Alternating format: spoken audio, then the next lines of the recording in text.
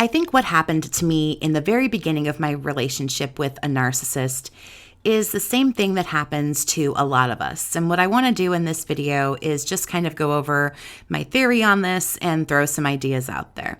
It seems clear to me after speaking with clients, analyzing my own story to nauseam and beyond, and doing my own research, 9 times out of 10, the narcissist, like the vultures that they are, they seem to find us when we're at a very low point in our lives. It certainly worked for me that way. I had been flat out rejected by a guy, wasn't feeling good about myself at all, hated my job and most other aspects of my life, and then all of a sudden, someone swooped in. And when they do this, they offer you something. This person who is highly narcissistic, they learn you so fast and they quickly offer you what you seem to need in that moment. They take care of you if you're sick. They promise you everything is going to be okay. They offer you emotional support if you're going through a divorce, a custody battle. Maybe you lost your job. If you're heartbroken, the love bombing is insane, and they offer you what seems in that moment to be exactly that one thing that you've been missing, that one thing that you've been looking for. It's certainly what I fell for. Again, my self-esteem could not have been lower. I was rejected and hated everything, and here came someone who told me everything I wanted to hear, texting me all the time, calling me all the time, telling me that they wanted to spend every second of every day with me. And we did, of course, in love bombing, and over telling me, how could someone reject you? What a fool they were, this, that, and the other. As love bombing does, it built me up, of course, only for me to be knocked down later. What I'm learning is they really only start out by offering you one thing. They give you care, they give you love, they give you support through something, through one thing. They're fulfilling one need that we have that is currently unmet, something we need so badly that we don't completely investigate the situation and we jump in and we take it. And when we do this, we assume that because we got that one thing, we're getting everything else along with it. We're also going to get loyalty and respect and love, validation, appreciation. We're going to get all of it. But we aren't, and we don't, as we all know. It's almost like we don't see anything else. We're getting that one need met, and that's all we care about in that moment.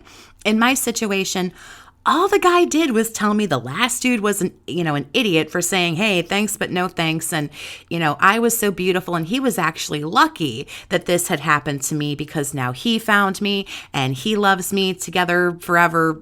All that stuff that's like gross to talk about at this point. But, that was it. That was all I got. And it's like someone offers us some like super shitty 5%, but we don't see it as all we're getting is 5%. We look at it like it's 100%.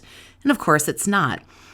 Worst, yet is all of this could totally be avoided if we would just learn how to love ourselves, learn how to validate and respect ourselves.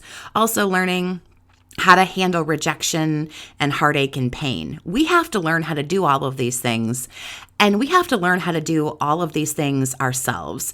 We can't just be lured in by the possibility of one thing.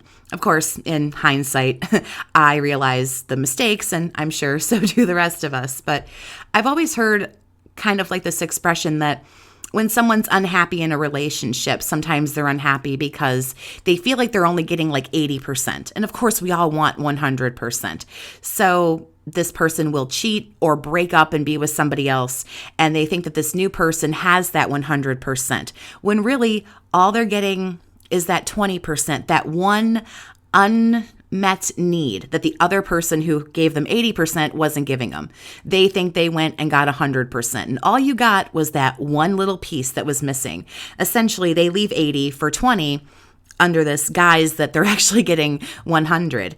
It's kind of like what I did. The dude wasn't even 20%, but think about it. I thought I was getting everything, 100% and more.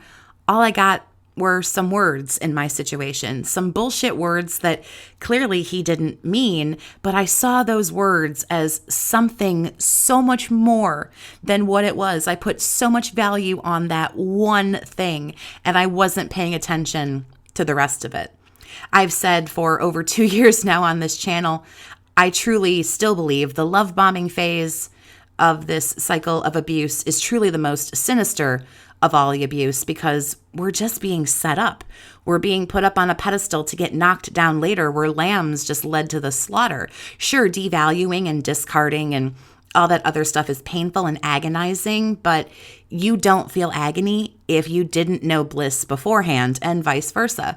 But not only is the agony at points like sometimes really unbearable, the bliss then isn't even real. So there's nothing but agony. The bliss is false. It's not real.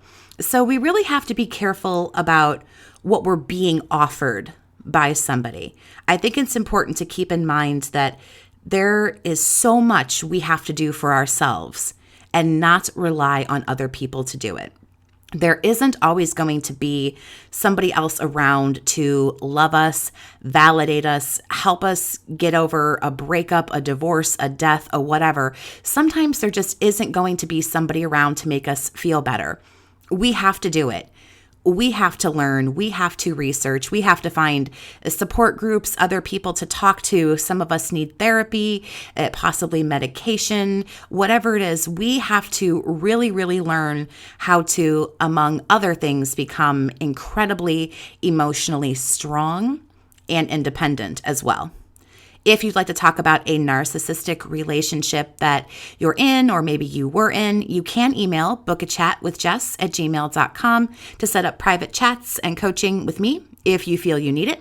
Let me know your thoughts on what the narcissist actually does offer us. What were you offered? What was that unmet need that you had that this person seemed to, in the moment, fulfill for you? Let me know down in the comments. Thank you so much for listening. Have a great day, survivor, and take care of yourself.